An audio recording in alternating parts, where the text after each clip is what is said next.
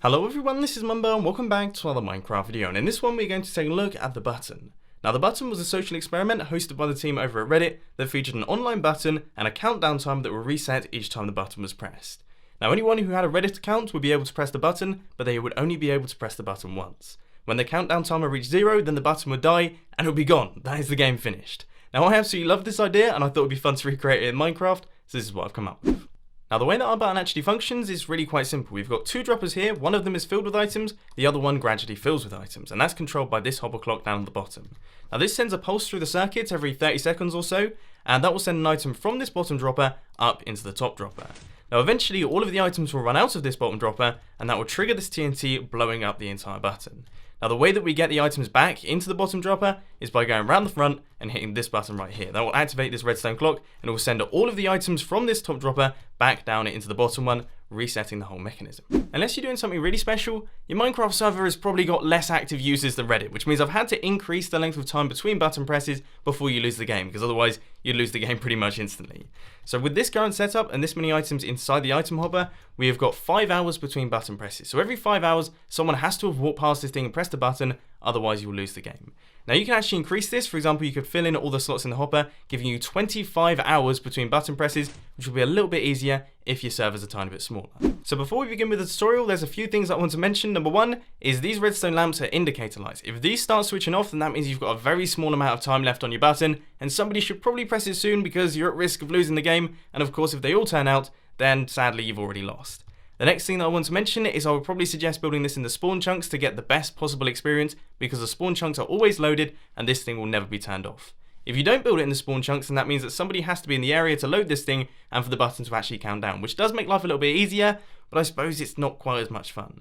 And the final thing that I want to mention is that of course there is a world download down in the description. If you do want to check it out for yourselves, just chuck it into your Minecraft world saves folder and have a little bit of fun. But anyway, let's crack on with that tutorial.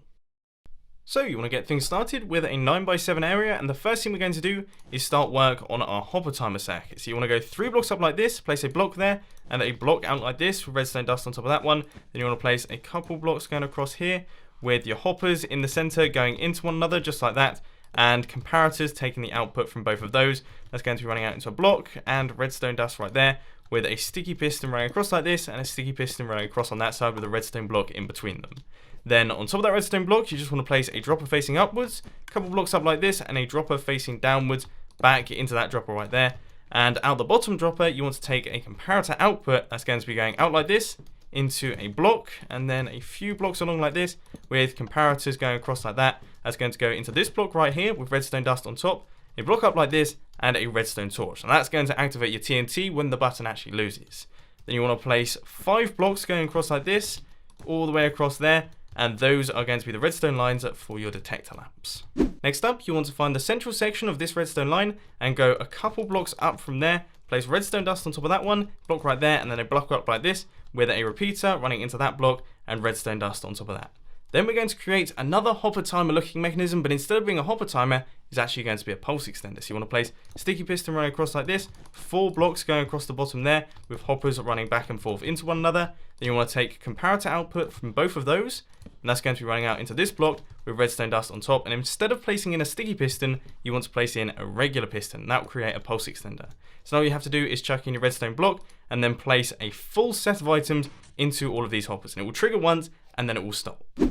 Now for the redstone clock that is going to be sending the items from the top dropper back down into the bottom dropper when you press the button. So the first thing you want to do is take a repeater output from this block right here, and that's going to be running up into this block with blocks going across like this, redstone dust right there. Then you want to place another block right there, comparator with redstone dust running background in that circuit, and you want to turn this into a redstone clock by setting this into subtract mode. And as you can see, it starts flickering if your redstone block is in this position because this pulse extender is still firing. Then all you have to do is run half slabs going up like this, and that's going to be going up into this dropper right here. So you want to place redstone dust on top of all of those, and you should hear a really frustrating ticking noise. So now for the final finishing touches. The first thing you want to do is place in your 5 redstone lamps going across the top like this, which are going to be your indicator lamps, and then you're going to fill in the rest of these blocks right here with whatever blocks you really fancy. You can make this as pretty or as ugly as you really want. Obviously, I've clearly gone for the ugly look. Anyway, we're going to go across like this, and you need to make sure that just under this central redstone lamp right here, we're going to be placing in our button that is going to be powering this redstone that's then going to run it into our pulse extender, which is currently still firing. This pulse lasts for ages, and that's so that we can make sure that all of the items travel from this dropper back down into this dropper. Speaking of that, what you want to do now is you want to chuck all of the items into your bottom dropper, so make sure it's a full 9 stacks. It can be any item that you really fancy, and then you want to head over to your hopper timer and throw in as many items as you like. If you throw in 1 stack of items, then that will be 5 hours between button presses. So obviously if you throw in 2 stacks, then that will be 10 hours, and 3 stacks, 15 hours. Yeah, you get the whole idea. So I'm going to throw in those, and now our button is pretty much ready to go. We just have to link up all the redstone TNT.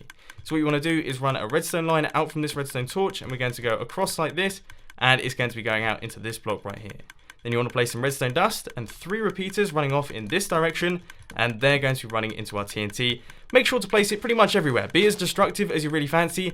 Just make sure that it doesn't touch any of the powered redstone lines, because then you're going to prematurely detonate this thing. So we have it, ladies and gents. You have now built a functional button social experiment on your Minecraft servers. I hope it goes well for you, and I hope you make it last for as long as you possibly can. But unfortunately, ladies and gents, that is all I've got time for today. I hope you enjoyed this video. If you did, please be sure to hit that like button, and if you really loved it, then make sure to subscribe. But thanks for watching, guys. This has been Mumbo, and I'm out. I'll see you later.